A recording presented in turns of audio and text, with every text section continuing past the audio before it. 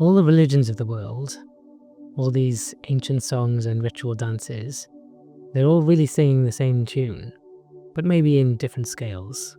They are all, in their same way, pointing to the same ineffable truth, that there is only one consciousness, one awareness playing hide and seek with itself.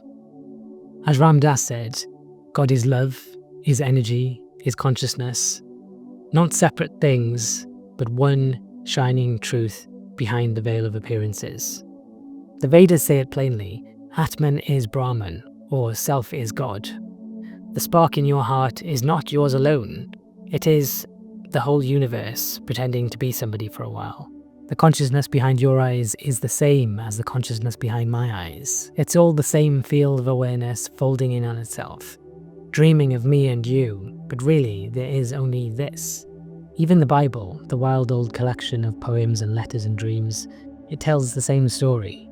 In Hebrew they call it ruach, in Greek pneuma, in Sanskrit prana, all breath, all spirit, all life. The breath that moves the leaves in the trees is the same as the breath that stirs in your chest when you wake from a dream.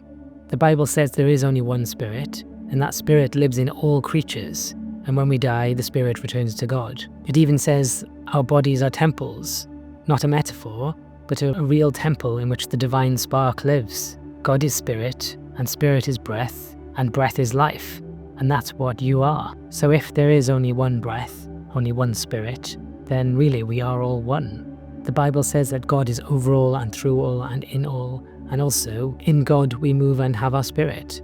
If both of those things are true, then how could we not be one? But there is a problem with Christianity, with the Bible, specifically with the Old Testament. Because what about the wrath and the fire and the fury of the Old Testament? A God who floods the earth and commands destruction, a God who seems angry and jealous and violent. And yet, the same book tells us that God does not change, and also that God is love. So how can all of those things be true? Well, here's the trick. God doesn't change, our perception of God changes. The angry God of the Old Testament was never a separate being with mood swings. It was a mirror held up to humanity, still caught in fear, still steeped in duality. And then something changed in the New Testament. Jesus came onto the scene, and instead of teaching an eye for an eye, he was teaching turn the other cheek and love your enemy. It wasn't the start of a new religion.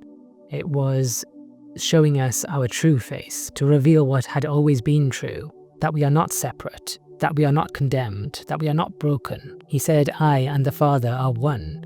And he prayed not to be worshipped, but for all of us to have the same realization.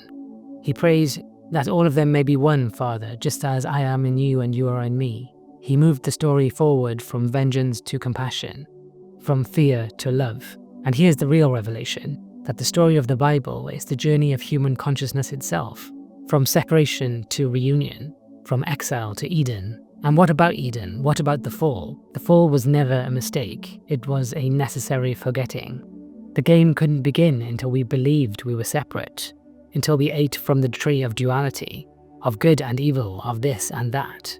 But all the opposites are held in the hands of God. Even the devil is the mask of the divine. For how would you know light if not for shadow? How could you treasure love if not for sorrow?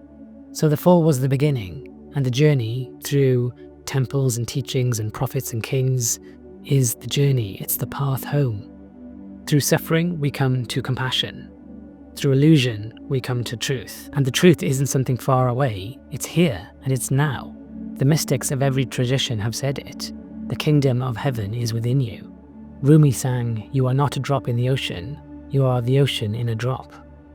And Meister Eckhart said, the eye with which I see God is the eye with which God sees me. Lao Tzu whispered, the Tao that can be spoken is not the eternal Tao. All different words for the same revelation. And indigenous people of many lands knew the same thing. They spoke of the spirit moving in the river, in the wind, in fire, in stone. Not out there, but in every part of the world as we know it. But to see it, we have to let go. To let go of our stories and our identities and our fears. That's what the Buddha taught, that desire and aversion cloud the mind. That the ego, the false self, keeps us spinning on the wheel of suffering. And Jesus said the same thing. Whoever wants to follow me has to deny themselves and take up the cross. To deny yourself isn't to punish yourself, it is to see that the self that you think you have never really existed. And the cross isn't just death, it's transformation. It's the death of the illusion and the birth of the real.